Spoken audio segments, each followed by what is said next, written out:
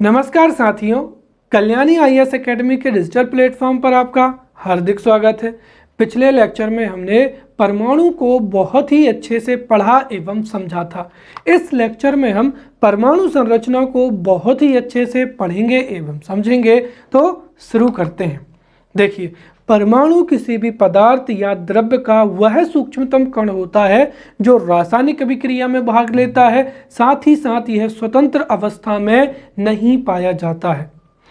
परमाणु मिलकर अणु या आयन बनाते हैं और यही अणु या आयन आपस में पुंजित होकर पदार्थ या द्रव्य का निर्माण करते हैं। तो स्पष्ट रूप से कहा जा सकता है कि परमाणु किसी पदार्थ या द्रव्य की रचनात्मक इकाई होती है, राइट। और साथ ही यह पदार्थ या फिर द्रव्य का सूक्ष्मतम कण होता है।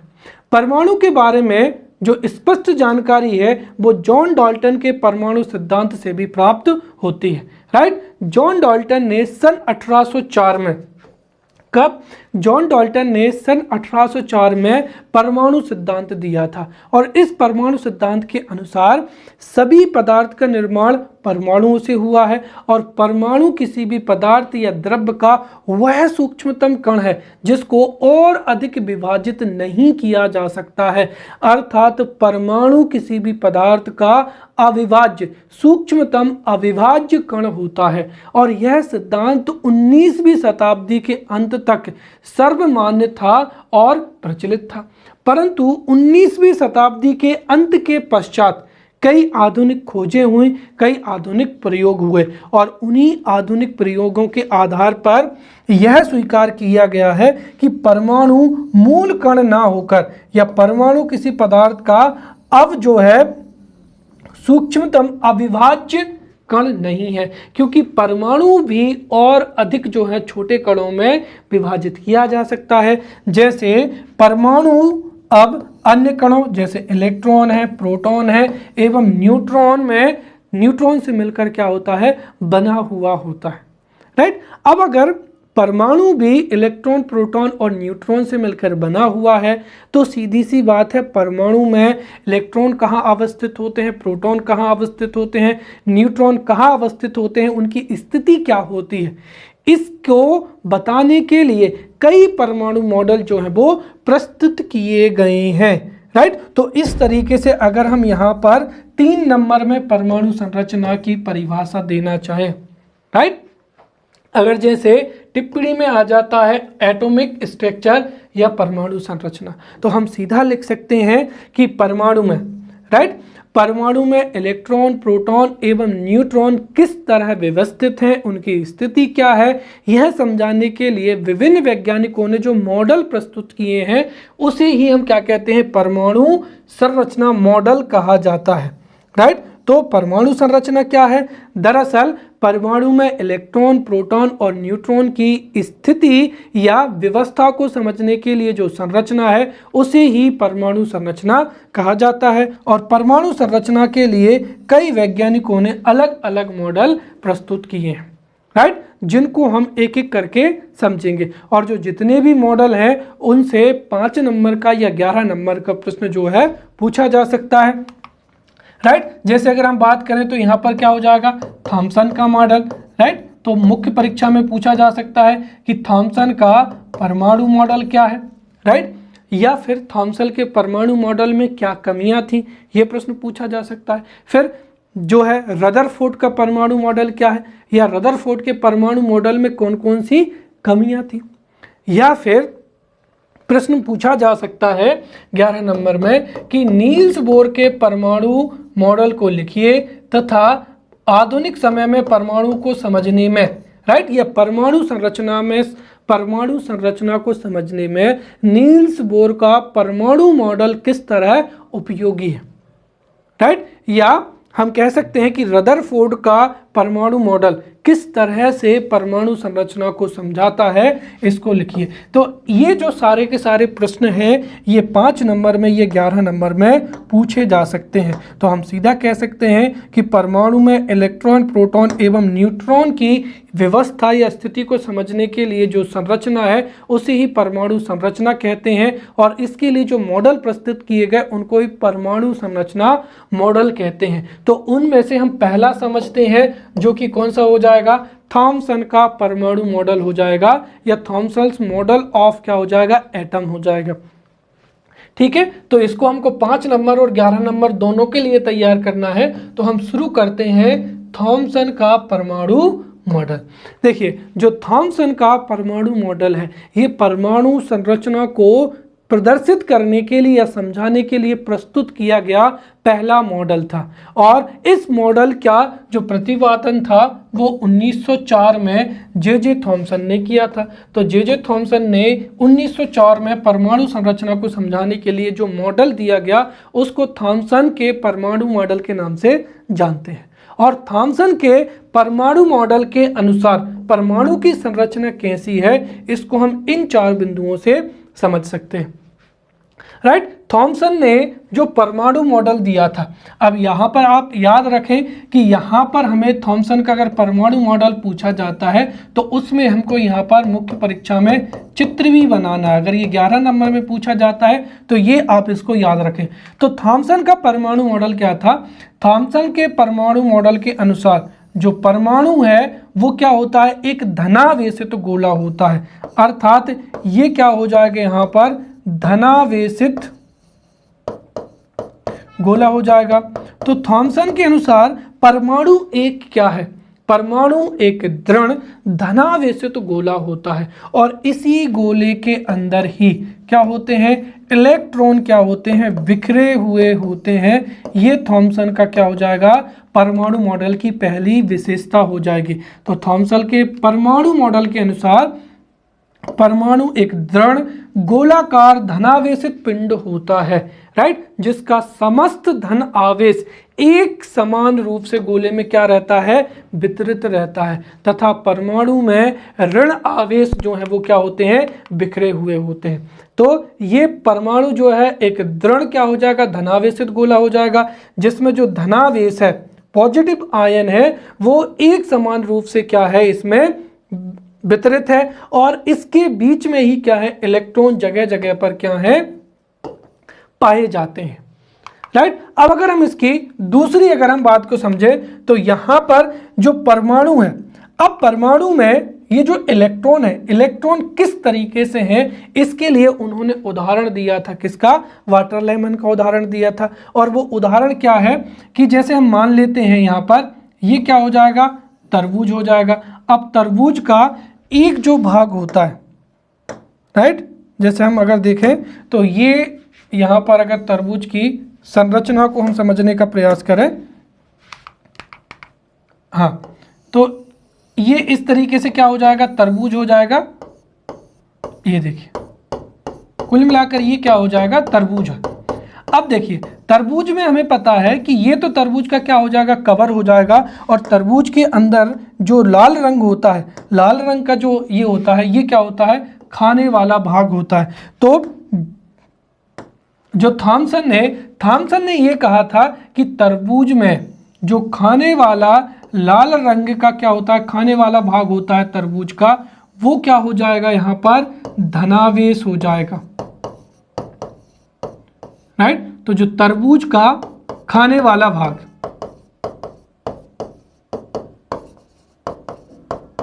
खाने वाला लाल भाग, तो तरबूज का जो खाने वाला लाल भाग होता है, यही क्या है, परमाणु का सघन क्या है, धनावेशित भाग होता है, या परमाणु में धनावेश जो है वितरित होता है, और ये तरबूज के खाने वाले लाल भाग की तरह होता है। और इसी लाल भाग में जो इलेक्ट्रॉन होते हैं या ऋणावेशित कण होते हैं, वो क्या होते हैं, बीज के समान इसमें क्या होते हैं, वितरित होते हैं। तो ये क्या हो जाएगा, यहाँ पर इलेक्ट्रॉन हो जाएगा।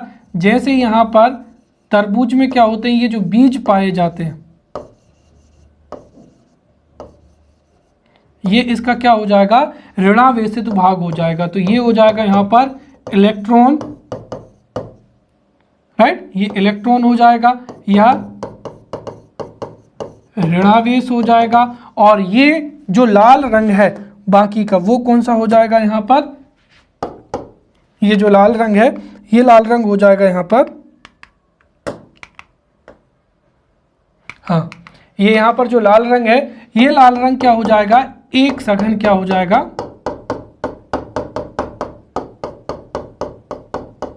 चलिए तो ये इस तरीके से हम ये यहाँ पर जो है मॉडल दे सकते हैं। अगर पर मुख्य परीक्षा में पूछ सकते हैं तो यहाँ पर ये क्या हो जाएगा, थॉमसन का परमाणु मॉडल हो जाएगा। बहुत ही सरल है, हम सीधा सीधा कह सकते हैं कि पिछली बार जो पिछले लेक्चर थे उसमें हमने देखा था कि किसी भी किसी भी पदार्थ का, अगर हम किसी भी पदार्थ को जो विभाजित करते जाते हैं तो एक ऐसी अवस्था आती है जिसमें हम पदार्थ को और अधिक विभाजित नहीं कर सकते हैं, और उसको ही जॉन डाल्टन ने उस अविभाजित सूक्ष्मतम अविभाज्य कण को क्या माना था, परमाणु माना था। लेकिन आधुनिक खोजों में ये माना गया है कि परमाणु को भी हम जो है प्रोटॉन है या इलेक्ट्रॉन है उसके रूप में क्या करते हैं, विभाजित करते हैं। तो किसी भी परमाणु में जो इलेक्ट्रॉन है या प्रोटॉन है उनकी स्थिति को थॉमसन ने, जो जे थॉमसन थे, उन्होंने इस तरीके से समझाया था। तो मुख्य परीक्षा में ये पॉइंट आप जरूर मेंशन करके आए। पहला तो क्या हो जाएगा, परमाणु एक दृढ़ गोलाकार धनावेशित पिंड होता है जिसका समस्त धनावेश एक समान जो है, एक समान रूप से गोले में वितरित रहता है, और ऋण आवेशित जो इलेक्ट्रॉन है वो इसी धनावेश के बीच में बिखरा हुआ या वितरित रहता है। साथ ही इसकी तुलना उन्होंने तरबूज से की थी कि किसी भी परमाणु में धन आवेश उस तरह से वितरित होता है जैसे तरबूज में खाने वाला क्या होता है, लाल भाग होता है, और इसमें जो ऋणावेशित इलेक्ट्रॉन है वो इस तरीके से व्यवस्थित होते हैं जैसे तरबूज में जो है, तरबूज के बीज जैसे धसे हुए होते हैं, वैसे ही धनावेशित लाल भाग में जो है इलेक्ट्रॉन क्या होते हैं, धसे हुए होते हैं। और यहां पर यही कारण है कि जो ऋणात्मक और धनात्मक आवेश परिमाण में क्या होते हैं, समान होते हैं, और इस वजह से जो परमाणु है वो वैद्युत क्या होता है, उदासीन होता है। ध्यान रखें, तो इन्होंने किसी भी परमाणु के वैद्युत उदासीन होने के लिए यही कहा था कि धनात्मक और ऋणात्मक या धनावेश और ऋणावेश जो है परिमाण में समान होते हैं, इसी वजह से जो है परमाणु क्या होता है, उदासीन होता है। तो ये यहाँ पर क्या हो जाएगा, थॉमसन का परमाणु मॉडल हो जाएगा। अब हम यहाँ पर थॉमसन का जो परमाणु मॉडल है, इसने कुछ हद तक तो परमाणु संरचना को समझाने का प्रयास किया, परंतु ये पहला मॉडल था और इसमें कई खामियां भी थीं जिनको बाद में कई प्रयोगों के आधार पर इसमें कई कमियां निकाली गई और कई दोष निकाले गए। तो ये भी मुख्य परीक्षा में पूछा जा सकता है। तो हम यहाँ पर समझते हैं कि थॉमसन के परमाणु मॉडल की क्या क्या कमियां थी या क्या क्या दोष थे। तो थॉमसन के परमाणु मॉडल का दोष पहला ये हो जाएगा कि देखिए ये जो थॉमसन का परमाणु मॉडल था इसमें उन्होंने कहा था कि धनावेशित जो है समान रूप से वितरित रहता है और उसके अंदर इलेक्ट्रॉन जो कि कैसे होते हैं, ऋणावेशित होते हैं या ऋणावेशित इलेक्ट्रॉन उपस्थित होते हैं। और चूंकि धनावेशित भाग के अंदर ऋणावेशित सहित जो इलेक्ट्रॉन है वो कैसे उपस्थित हो सकते हैं, इसका कारण समझ में नहीं आया। कि धनावेशित भाग में ऋणावेशित कण कैसे उपस्थित हो सकते हैं, इसका जो है तर्क थॉमसन के द्वारा नहीं दिया गया। साथ ही साथ कुछ समय पश्चात रदरफोर्ड ने प्रकीर्णन प्रयोग किया था, अल्फा कण प्रकीर्णन किया था, जिसमें से जब अल्फा कणों को सोने की पन्नी से टकराया गया तो यह देखा गया कि कुछ भाग जो है केंद्र से लौटकर वापस आ गए, अर्थात बीच में क्या होता है, केंद्र होता है। और इस तरीके से अगर हम रदरफोर्ड के जो अल्फा कण प्रकीर्णन के प्रयोग थे उनकी व्याख्या हम जो है थॉमसन के परमाणु मॉडल से कर ही नहीं सकते हैं। और तीसरी इसकी कमी क्या थी कि इस मॉडल द्वारा जो हाइड्रोजन स्पेक्ट्रम की व्याख्या है वो भी नहीं हो सकती है। तो ये थॉमसन के परमाणु मॉडल की तीन प्रमुख क्या है, कमियां हैं या तीन प्रमुख दोष हैं। दूसरा हो जाएगा यहाँ पर रदरफोर्ड का परमाणु मॉडल। राइट। तो चूंकि अगर हम देखें तो परमाणु संरचना को समझने के लिए पहला जो मॉडल था वो थॉमसन के द्वारा प्रतिपादित किया था, जो कि पूरी तरीके से परमाणु संरचना को समझने में या समझाने में असफल रहा। इसी दौरान जो है रदरफोर्ड ने भी परमाणु संरचना के लिए परमाणु संरचना का मॉडल प्रस्तुत किया गया था, राइट। और ये जो रदरफोर्ड का मॉडल था ये प्रकीर्णन प्रयोग पर आधारित था। दरअसल इलेक्ट्रॉन जो है किसी भी परमाणु में इलेक्ट्रॉन कैसे व्यवस्थित होते हैं, तो इलेक्ट्रॉन परमाणु के भीतर कैसे व्यवस्थित होते हैं इसको समझने के लिए रदरफोर्ड ने प्रकीर्णन प्रयोग किया था, और प्रकीर्णन प्रयोग के आधार पर ही उन्होंने फिर परमाणु मॉडल प्रस्तुत किया था। और जो प्रकीर्णन प्रयोग था उस प्रकीर्णन प्रयोग में रदरफोर्ड ने एक सोने की पतली पन्नी ली, राइट। और हमने पिछली क्लास में देखा था कि सोना एक ऐसी धातु है जिसको पीट पीट कर बहुत ही पतली चादर बनाई जा सकती है। तो रदरफोर्ड ने एक बहुत ही पतली जो थी सोने की पन्नी ली, राइट, बहुत ही पतली परत या बहुत ही पतली पन्नी ली, और उस पर एक रेडियो एक्टिव तत्व के अल्फा कणों से बौछार की, और जो तेज गति से चलने वाले अल्फा कण थे, राइट, वो सोने की पन्नी पर टकराए और उन्होंने कुछ प्रेक्षणों को नोट किया, राइट।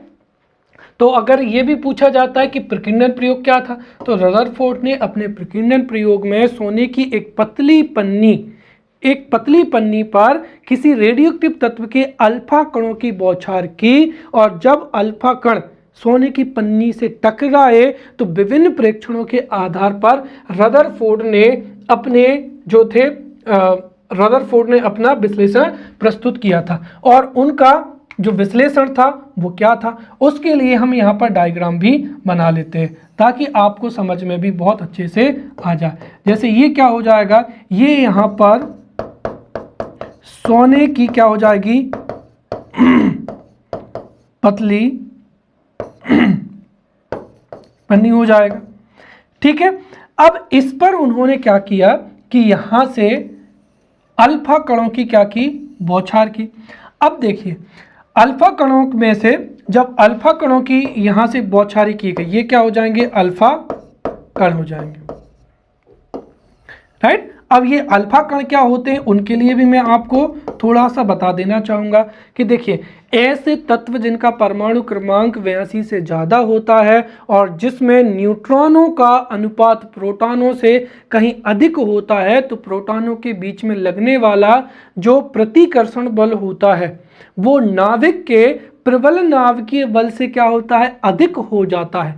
इस वजह से नाभिक अस्थायी हो जाता है, और नाभिक स्थायित्व प्राप्त करने के लिए अल्फा किरणें, बीटा किरणें एवं गामा किरणों का क्या करता है, उत्सर्जित करता है, राइट। तो यहाँ पर रदरफोर्ड ने एक रेडियोएक्टिव तत्व लिया और उसके अल्फा कणों की जो थी पतली पन्नी पर क्या की, बौछार की, और बौछार में ये देखा कि कुछ जो अल्फा कण थे वो इस पतली पन्नी से क्या हो गए, आर पार हो गए, राइट। तो कुछ जो अल्फा कण थे वो इस पतली पन्नी से क्या हो गए, आर पार हो गए, और इस पर जो रदरफोर्ड थे उन्होंने ये विश्लेषण निकाला था कि अधिकांश जो अल्फा कण थे जो सोने की पन्नी से बिना विक्षेपित हुए निकल गए थे, उससे यह निष्कर्ष निकाला कि परमाणु में अधिकांश जो क्षेत्र है वो क्या होता है, रिक्त होता है, और इसी वजह से अधिकांश जो अल्फा कण है वो इस पतली पन्नी से क्या हो गए,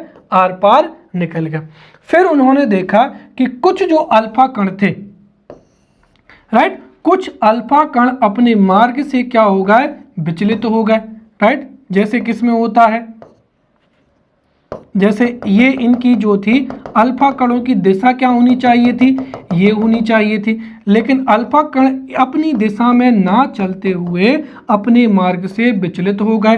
तो अधिकांश जो अल्फा कण थे वो सोने की पत्नी से, जो सोने की पन्नी है उससे टकरा कर सीधी अर्थात बिना विचलित हुए क्या हो गए, सीधे निकल गए। तो कुछ जो अल्फा कण थे वो पन्नी से टकराकर मार्ग से क्या हो गए, विचलित हो गए और इन्हीं विचलित हुए कुछ कणों में से कुछ जो अल्फा कण थे वो इतने ज़्यादा विचलित हुए कि उनकी दिशा में काफ़ी परिवर्तन आया और बीच में तो ये जो अल्फा कण थे ये क्या हो गए, वापस ही लौट आए। राइट, इसका तात्पर्य ये उन्होंने ये निकाला कि जो बीच का भाग होता है ये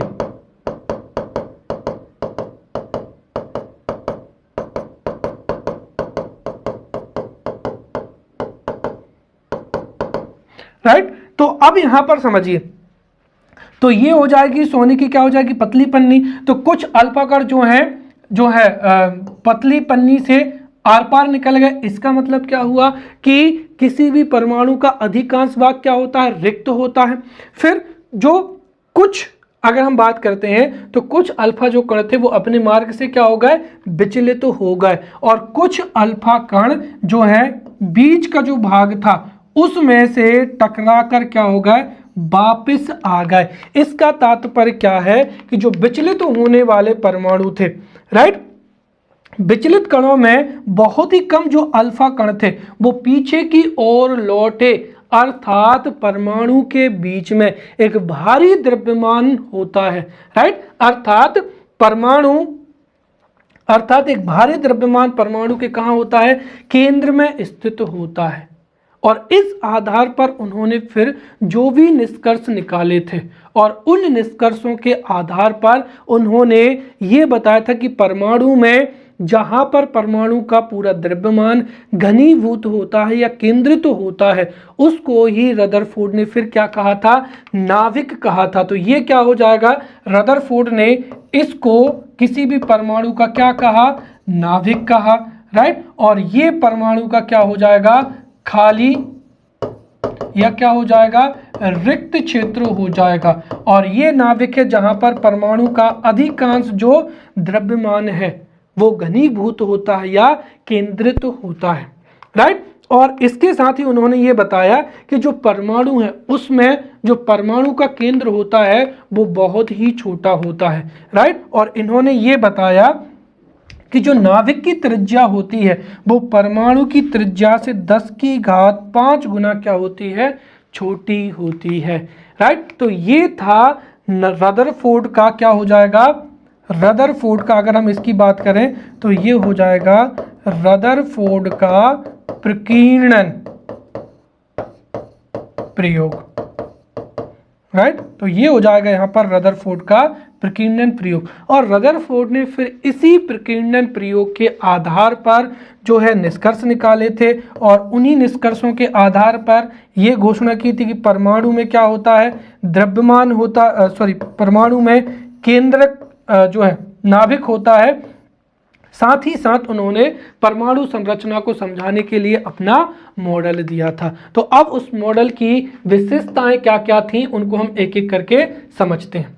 राइट, तो सबसे पहली चीज तो जो थे रदरफोर्ड थे। अब हम यहाँ पर परमाणु संरचना कैसी होती है इसको हम यहाँ से समझते चले जाते हैं।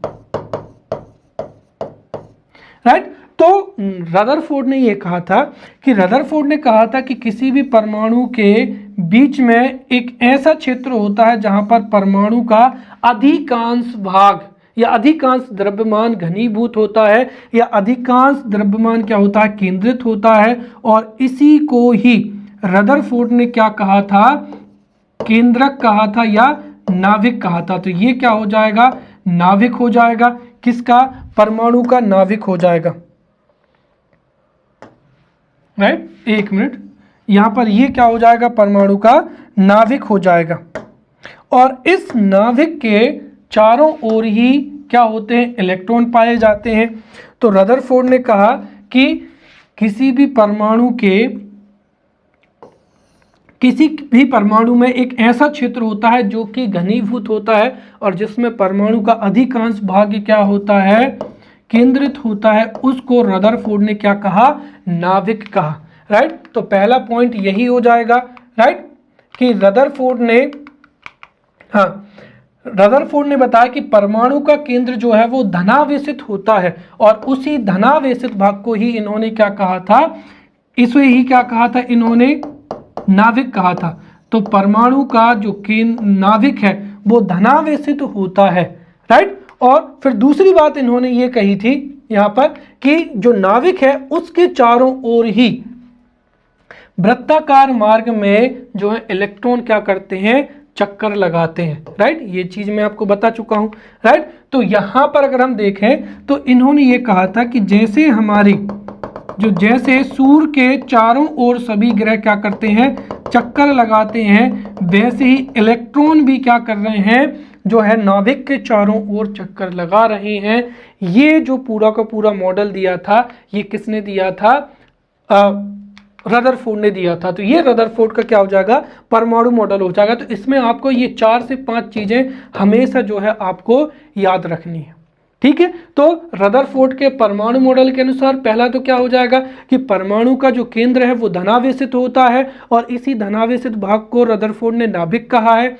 नाभिक परमाणु का वह भाग होता है जो कि अत्यंत घनीभूत होता है और जहां पर परमाणु का संपूर्ण द्रव्यमान जो है केंद्रित होता है।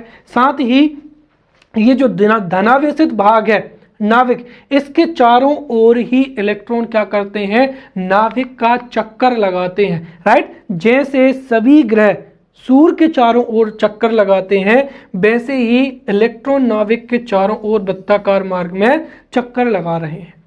और जो इलेक्ट्रॉन है और नाभिक आपस में जो स्थिर विद्युत आकर्षण बल है, राइट, क्योंकि नाभिक क्या हो जाएगा, धनात्मक धनावेशित भाग हो जाएगा, और इलेक्ट्रॉन कैसे हैं, ऋणावेशित हैं। तो धनावेश एवं ऋणावेश होने की वजह से स्थिर विद्युत जो आकर्षण बल है उनकी वजह से ही जो इलेक्ट्रॉन है वो नाभिक से क्या होते हैं, बंधे हुए होते हैं। साथ ही साथ रदरफोर्ड ने बताया था कि जो नाभिक का आकार है वो परमाणु की तुलना में बहुत ही छोटा होता है, और जो नाभिक की त्रिज्या है वो परमाणु की त्रिज्या से 10⁵ गुना क्या होती है, छोटी होती है। इस आधार पर उन्होंने बताया था कि परमाणु के नाभिक की त्रिज्या 10⁻⁻15 मीटर होती है, और वहीं परमाणु की त्रिज्या कितनी होती है, 10⁻⁻10 मीटर, अर्थात बहुत ही छोटी होती है। तो ये था यहां पर रदरफोर्ड का परमाणु मॉडल। अब रदरफोर्ड के परमाणु मॉडल में कुछ क्या है, कमियां थी, वो हम यहां पर समझते हैं। तो देखिए रदरफोर्ड ने जो परमाणु मॉडल दिया था उसमें उन्होंने कहा था कि जो इलेक्ट्रॉन है, राइट, जैसे हमने कह दिया कि ये क्या हो जाएगा, पूरा का पूरा परमाणु हो जाएगा। तो रदरफोर्ड के अनुसार परमाणु में एक घनीभूत भाग होता है, धनावेशित भाग होता है, और इसी धनावेशित भाग को ही रदरफोर्ड ने क्या कहा था, नाभिक कहा था। और इस नाभिक के चारों ओर क्या करते हैं, इलेक्ट्रॉन जो है चक्कर लगाते हैं। अब यहां पर समस्या ये है कि जो इलेक्ट्रॉन चक्कर लगाते हैं, राइट, अगर इलेक्ट्रॉन नाभिक के चारों ओर चक्कर लगाएंगे तो सीधी सी बात है उन पर त्वरण कार्य करेगा, अर्थात जो इलेक्ट्रॉन नाभिक के चारों ओर चक्कर लगाते हैं वो आवेशित जो इलेक्ट्रॉन है वो गोलाकार पथ में क्या होंगे, उन पर त्वरण कार्य करेगा, अर्थात वे त्वरित होंगे, और त्वरण के दौरान ही या त्वरण के कारण ही वो ऊर्जा का क्या करेंगे, विकिरण करेंगे, राइट। और जब वो लगातार ऊर्जा का विकिरण करेंगे तो एक समय ऐसा आएगा जब उनकी पूरी ऊर्जा क्या हो जाएगी, विकिरित हो जाएगी, और ऐसी स्थिति में जो इलेक्ट्रॉन है, राइट, वो नाभिक के चारों ओर गोल गोल घूमता हुआ जब उसकी पूरी की पूरी ऊर्जा का विकिरण हो जाएगा या विकृत हो जाएगी तो वह जाकर किसमें, नाभिक से टकरा जाएगा। और अगर वो नाभिक से टकरा जाएगा तो इस स्थिति में जो परमाणु है, राइट, वो कैसा हो जाएगा, राइट, अस्थिर होगा, जबकि परमाणु तो क्या होता है, स्थिर होता है, राइट। आप समझ पाए, कुल मिलाकर रदरफोर्ड का ये कहना था कि जो नाभिक है उसके चारों ओर जो है इलेक्ट्रॉन चक्कर लगाते हैं। अब अगर इलेक्ट्रॉन गोलाकार पथ में चक्कर लगाएंगे तो उन पर त्वरण कार्य करेगा, वो त्वरित होंगे, और कोई भी जो त्वरित है, राइट, त्वरित कण है तो वह ऊर्जा का क्या करेगा, विकिरण करेगा, राइट। और जब ये जो परमाणु, ये इलेक्ट्रॉन है, ये अपनी ऊर्जा का विकृत करेंगे, तो जैसे जैसे ये नाभिक के समीप जाएंगे तो विकिरण के कारण एक समय पे ये क्या हो जाएंगे, नाभिक से टकरा जाएंगे, और जब टकरा जाएंगे तो नाभिक क्या होगा, अस्थायी होगा। परंतु हकीकत तो ये है कि नाभिक कैसा होता है, स्थायी होता है। तो परमाणु के जो परमाणु मॉडल थी उसमें ये पहली क्या है, कमी मानी गई है। साथ ही साथ जो है इलेक्ट्रॉनिक संरचना, नाभिक के चारों ओर इलेक्ट्रॉन किस प्रकार विद्यमान है। उन्होंने ये तो कहा कि जो इलेक्ट्रॉन है वो नाभिक के चारों ओर चक्कर लगा रहे हैं, लेकिन नाभिक के चारों ओर किस क्षेत्र में चक्कर लगा रहे हैं, राइट, उनकी वास्तविक स्थिति क्या है या उनकी ऊर्जा क्या है, इसके बारे में भी जो रदरफोर्ड का परमाणु मॉडल था वो स्पष्टीकरण नहीं दे पाया। तो ये दो प्रमुख थी रदरफोर्ड के परमाणु मॉडल की कमियां, राइट। चलिए अब हम यहां पर बोर का परमाणु मॉडल समझते हैं, नील्स बोर, राइट। दरअसल जब थॉमसन ने परमाणु मॉडल दिया था तो उसकी जो कमियां थी उनको दूर करने का प्रयास किया था रदरफोर्ड ने, और रदरफोर्ड के जो परमाणु मॉडल पर जो भी सवाल उठे थे उनको दूर करने के लिए बोर ने काफी अध्ययन किया और नील्स बोर ने अपना परमाणु मॉडल प्रस्तुत किया, राइट। तो जो नील्स बोर का परमाणु मॉडल है वो एक तरीके से रदरफोर्ड के मॉडल पर जो भी आपत्तियां थी उनको दूर करने के लिए प्रस्तुत किया गया था। यही कारण है कि इस मॉडल को रदरफोर्ड बोर का परमाणु मॉडल, राइट, रदरफोर्ड बोर का परमाणु मॉडल या बोर का क्वांटम यांत्रिकी मॉडल भी कहा जाता है। ठीक है, अब यहां से समझिए इसको क्वांटम यांत्रिकी मॉडल क्यों कहते हैं, क्योंकि यह मैक्स प्लांक के क्वांटा सिद्धांत पर आधारित है, राइट। तो जो बोर का परमाणु मॉडल है उसको रदरफोर्ड बोर का परमाणु मॉडल भी कहते हैं या फिर बोर का क्वांटम यांत्रिकी मॉडल भी कहते हैं, क्योंकि यह जो परमाणु मॉडल था ये मैक्स प्लांक के क्वांटम सिद्धांत पर आधारित था। और ये जो परमाणु सिद्धांत था इसको 1913 में नील्स बोर ने प्रस्तुत किया था और उनके आधार पर हम यहाँ पर समझते हैं। तो नील्स बोर का परमाणु सिद्धांत जो है वो क्या था, इन्होंने ये कहा था कि इलेक्ट्रॉन, राइट, इलेक्ट्रॉन नाभिक के चारों ओर चक्कर लगाते हैं और जो इलेक्ट्रॉन है वो नाभिक के चारों ओर कुछ निश्चित कक्षाओं में ही क्या करते हैं, चक्कर लगाते हैं, राइट, जिन्हें इलेक्ट्रॉन की विविक्त कक्षा या क्या कहा जाता है, डिस्क्रीट ऑर्बिट कहा जाता है। अगर मैं इसका आपको डायग्राम बनाऊं, राइट, जिसका हमको बनाना ही पड़ेगा, जैसे ये क्या हो जाएगा, परमाणु हो जाएगा, ये क्या हो जाएगा, नाभिक हो जाएगा। अब यहां पर रदरफोर्ड ने कहा था कि नाभिक के चारों ओर इलेक्ट्रॉन नाभिक का चक्कर लगाते हैं, लेकिन उन्होंने स्थिति को स्पष्ट नहीं किया था। परंतु नील्स बोर ने कहा था कि जो इलेक्ट्रॉन है वो नाभिक के चारों ओर निश्चित कक्षाओं में क्या करते हैं, चक्कर लगाते हैं। तो इलेक्ट्रॉन नाभिक के चारों ओर निश्चित कक्षाओं में चक्कर लगाते हैं, जिसे इलेक्ट्रॉन की विविक्त कक्षा कहा जाता है या डिस्क्रीट कक्षा कहा जाता है, राइट। साथ ही साथ जब इलेक्ट्रॉन इन विविक्त कक्षा में चक्कर लगाते हैं तो उनकी ऊर्जा का विकिरण नहीं होता है, क्योंकि ये जो कक्षाएं होती हैं इनका अपना ऊर्जा स्तर होता है। तो इलेक्ट्रॉन नाभिक के चारों ओर एक विशेष कक्षा में चक्कर लगाता है जिसको इलेक्ट्रॉन की विविक्त कक्षा कहा जाता है, डिस्क्रीट और जो है कक्षा कहा जाता है। और इसमें जो इलेक्ट्रॉन है वो क्या करते हैं, विकिरण नहीं करते हैं या ऊर्जा का विकिरण नहीं करते हैं, इस वजह से वो नाभिक में आकर नहीं गिरते हैं। और ये जो कक्षाएं हैं, राइट, इनको यहां पर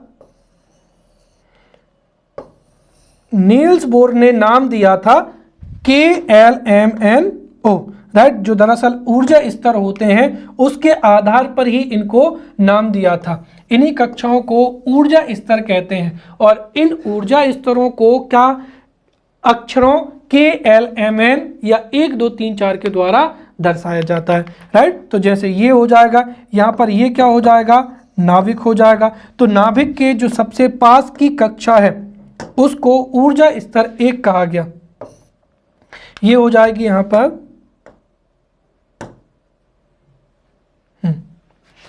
ये हो जाएगी ऊर्जा स्तर 1, या फिर कक्षा कौन सी हो जाएगी कि फिर ये हो जाएगा ऊर्जा स्तर 2, या फिर क्या हो जाएगी कक्षा L। फिर ये कौन सी हो जाएगी 3, या कौन सा हो जाएगा M, और ये कौन सी हो जाएगी कक्षा 4, या कौन सा हो जाएगा N हो जाएगा, राइट। तो ये यहाँ पर नील्स बोर ने जो है प्रस्तुत किया था। साथ ही साथ बोर का जो परमाणु मॉडल है उसने परमाणविक वर्णपट या परमाणविक जो है एटॉमिक स्पेक्ट्रा की असंतता की भी जो थी व्याख्या की थी, राइट। और इसके अनुसार ऊर्जा स्तर में चक्कर लगाता इलेक्ट्रॉन ऊर्जा का अवशोषण कर उच्च ऊर्जा वाली कक्षा में जा सकता है, राइट। और जब वो ऊर्जा दूसरी कक्षा में जाएगा तो उसे ही क्या कहा जाएगा, ऊर्जावान अवस्था कहा जाएगा। कहने का मतलब ये है कि एक तो यहाँ पर नील्स बोर ने इलेक्ट्रॉनों की स्थिति भी बताई, साथ ही साथ ये कहा कि प्रत्येक परमाणु जो है परमाणु में जो प्रत्येक इलेक्ट्रॉन है वो एक निश्चित कक्षा में, जैसे इलेक्ट्रॉन की विविक्त कक्षा कहते हैं, उसमें ही क्या करता है नाभिक का चक्कर लगाता है, राइट। और जो प्रत्येक कक्षा है उसका ऊर्जा स्तर होता है, राइट, जिसमें वो इलेक्ट्रॉन क्या करता है, चक्कर लगाता है।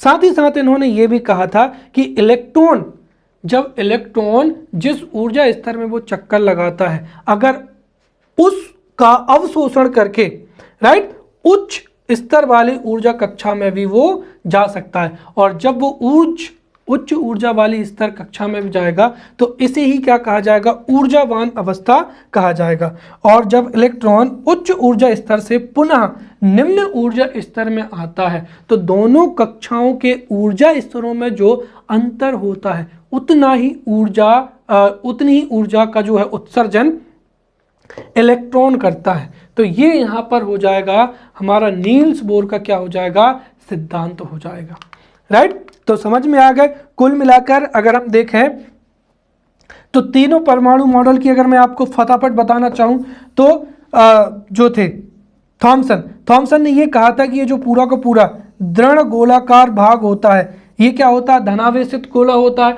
और इसमें धनावेश समान रूप से क्या होता है, बिखरा हुआ रहता है। और इसमें इलेक्ट्रॉन जो है वो यहाँ वहाँ, जैसे तरबूज में बीज होते हैं उस तरीके से जो है क्या है, बिखरे हुए होते हैं। वैसे ही इस धनावेशित भाग में इलेक्ट्रॉन क्या होते हैं, बिखरे हुए होते हैं। फिर इसके बाद में रदरफोर्ड ने अपना मॉडल दिया और उन्होंने ये कहा कि परमाणु का जो नाभिक होता है जहाँ पर उसका अधिकांश द्रव्यमान घनीभूत या केंद्रित होता है, इसके चारों ओर क्या करते हैं, इलेक्ट्रॉन चक्कर लगाते हैं। लेकिन इलेक्ट्रॉन कहाँ चक्कर लगाते हैं इसके बारे में स्पष्ट जानकारी रदरफोर्ड ने नहीं दी थी, राइट। इसका अच्छे से एक्सप्लेनेशन किसने दिया था, नील्स बोर ने कहा कि नाभिक के चारों ओर इलेक्ट्रॉन चक्कर लगाते हैं, जिस वृत्ताकार पथ पर चक्कर लगाते हैं, राइट, उसे इन्होंने क्या कहा, कक्षा का, राइट। तो इन्होंने कहा कि जो इलेक्ट्रॉन है वो नाभिक की चारों ओर कक्षाओं में चक्कर लगाते हैं, राइट। और जब इलेक्ट्रॉन इन कक्षाओं में क्या करता है, चक्कर लगाता है, तो वह ऊर्जा का उत्सर्जन नहीं करता है या ऊर्जा का विकिरण नहीं होता है। साथ ही साथ इन ऊर्जा स्तरों को ही या इन कक्षाओं को ही नील्स बोर ने ऊर्जा स्तर कहा, जिसको हम 1 2 3 4 या KLMN से क्या करते हैं, दर्शाते हैं, राइट। अब हम यहाँ पर नील्स बोर के जो परमाणु मॉडल की जो है कमियां उसको यहाँ पर समझते हैं। ये भी बहुत महत्वपूर्ण है जो कि मुख्य परीक्षा में पूछा जा सकता है। तो सबसे पहला क्या हो जाएगा कि बोर मॉडल के द्वारा जो हाइड्रोजन जिसमें एक इलेक्ट्रॉन होता है, तो नील्स बोर का जो परमाणु मॉडल है उससे कम इलेक्ट्रॉन, जैसे अगर हम बात करते हैं हाइड्रोजन जिसमें केवल एक इलेक्ट्रॉन होता है, राइट, तो हाइड्रोजन के जो परमाणुीय स्पेक्ट्रा है, राइट, ऊर्जा का स्पेक्ट्रा, उसकी तो सफलतापूर्वक व्याख्या कर सकते हैं, परंतु ऐसे परमाणु, राइट, जिसमें इलेक्ट्रॉन की संख्या क्या है, बहुत ही ज़्यादा है, राइट, तो जिनमें इलेक्ट्रॉनों की संख्या अधिक है उनके ऊर्जा स्पेक्ट्रम की व्याख्या निल्स बोर के परमाणु मॉडल से नहीं की जा सकती है।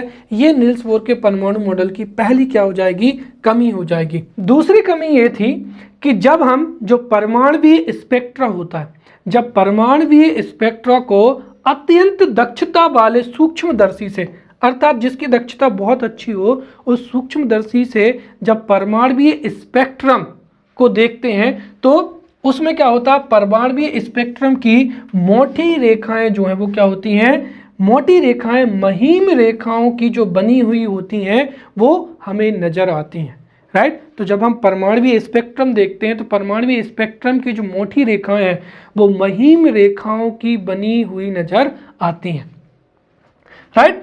तो बोर के सिद्धांत द्वारा ये जो रेखाएं क्यों ऐसी नजर आती हैं, इनकी जो है स्पष्ट रूप से व्याख्या नहीं की गई थी। तो एक दूसरी कमी ये थी। साथ ही साथ इनकी जो तीसरी कमी थी निल्स बोर के परमाणु मॉडल की, वो ये थी कि जिस वस्तु से ऊर्जा का क्या होता है, उत्सर्जन होता है या विकिरण का उत्सर्जन होता है, राइट, उसे अगर जब हम चुंबकीय क्षेत्र में रखते हैं तो स्पेक्ट्रम रेखाएं क्या होती हैं, विभक्त हो जाती है। और ये जो स्पेक्ट्रम रेखाओं के इस प्रकार के विपाटन या स्प्लिटिंग को ही जीमन प्रभाव कहते हैं। और जो निल्स बोर का परमाणु मॉडल है वो इस जीमन प्रभाव की क्या है, व्याख्या नहीं कर पाया है, राइट। तो एक तरीके से अगर हम देखें तो चूंकि इन्होंने कहा था निल्स बोर ने कि नाभिक के चारों ओर जो ऊर्जा स्तर होते हैं उनमें ही इलेक्ट्रॉन जो है चक्कर लगाते हैं, इस वजह से इन ऊर्जा स्तरों को लेकर ये जो है तीन जो है कमियां जो है निल्स बोर के परमाणु मॉडल में पाई गई हैं, राइट। तो ये तीन परमाणु मॉडल थे। इसके बाद में जो आधुनिक परमाणु मॉडल है उसके बारे में चर्चा हम अगली जो है लेक्चर उसमें करेंगे।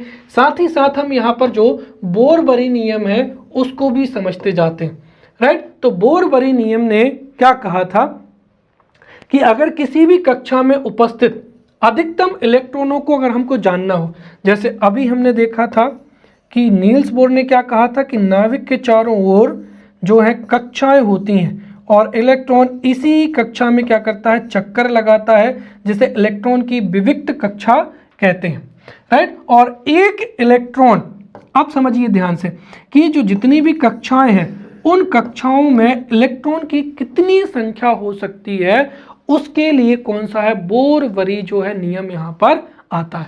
तो बोर-बरी नियम क्या कहता है कि किसी भी कक्षा में उपस्थित अधिकतम इलेक्ट्रॉनों की संख्या को 2n² से जो है वो दर्शाया जाता है, जहां पर n कक्षा की क्या है, संख्या है या ऊर्जा स्तर है। जैसे हमने देखा था कि यहाँ पर ये जो 1 है ये क्या हो जाएगी, कक्षा संख्या हो जाएगी, और कक्षा संख्या या क्या हो जाएगी, ऊर्जा स्तर हो जाएगी। तो बोर-बरी के नियम के अनुसार किसी भी ऊर्जा स्तर या किसी भी कक्षा में इलेक्ट्रॉनों की अधिकतम संख्या कितनी हो सकती है, इसको बोर-बरी के नियम से निकाल सकते हैं, और जिसका फॉर्मूला क्या हो जाएगा, 2n² हो जाएगा, जिसमें से n क्या है, कक्षा की संख्या है। इसका मतलब क्या हुआ कि जैसे मैंने कहा कि k, राइट, k का जो है ऊर्जा स्तर या k की जो है संख्या कितनी होती है, 1, तो इसका मतलब क्या हो जाएगा, k में इलेक्ट्रॉनों की संख्या 2 × 1 का स्क्वायर बराबर कितना हो जाएगा, मैक्सिमम यहाँ पर हो जाएगा 2। फिर जैसे मैंने कहा कि L का जो ऊर्जा स्तर है या L की जो संख्या है, कक्षा संख्या, वो 2 है, तो यहाँ पर L में कुल इलेक्ट्रॉनों की अधिकतम संख्या कितनी हो सकती है, 2 और 2 का स्क्वायर, राइट। तो यहाँ पर n क्या है, यहाँ पर कक्षा की संख्या या ऊर्जा स्तर है। तो k की जो संख्या है वो कितनी है, 1 है, फिर L की संख्या कितनी है, 2 है, फिर क्या हो जाएगी यहाँ पर m, और इसके बाद में कौन सी हो जाएगी यहाँ पर n, तो ये 3 हो जाएगी और ये 4 हो जाएगी। तो k में कितने इलेक्ट्रॉन हो सकते हैं, अधिकतम 2, L में कितने हो सकते हैं, 2 × 2 की घात 4, राइट। तो यहाँ पर 2 × 2 की घात 2, मतलब 4 4 दूनी कितना हो जाएगा 8। फिर हो जाएगा एम, एम की कक्षा संख्या है 3, तो एम बराबर हो जाएगा 2 गुणित एन स्क्वायर।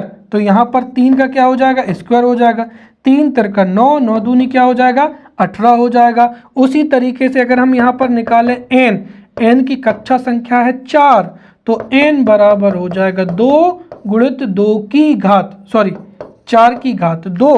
तो 4 की घात 2 बराबर कितना हो जाएगा यहाँ पर 4 चौक 16 और 16 दूनी 32। तो इस तरीके से जो K है उसमें अधिकतम इलेक्ट्रॉन 2 हो सकते हैं, साथ ही साथ L में अधिकतम इलेक्ट्रॉन कितने हो सकते हैं 8, फिर M में 18 और N में कितने हो सकते हैं 32 हो सकते हैं।